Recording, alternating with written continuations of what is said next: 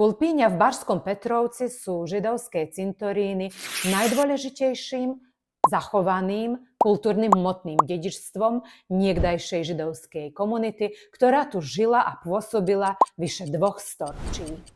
V Bašskom Petrovci sa židovský cintorín nachádza na ulici Borisa Kidriča.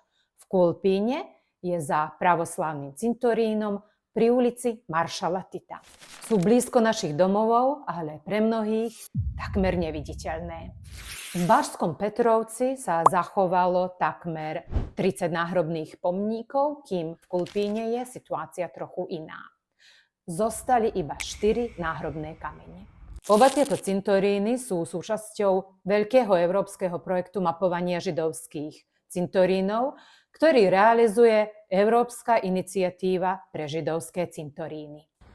Židovské cintoríny nie sú cudzie. Sú súčasťou našich dedín. Sú zrkadlom toho, ako si vážime vlastnú históriu a ľudí, ktorí kedysi s nami žili. Aj tieto cintoríny sú živé archívy. Na každom kameni sú mená a priezviská, dátumy, životné osudy. Keď ich porovnávame s archívmi, zrazu dokážeme poskladať obraz komunity, ktorá tu kedysi žila. Podobne ako komunity Srbov, Slovákov, Rómov či ďalších.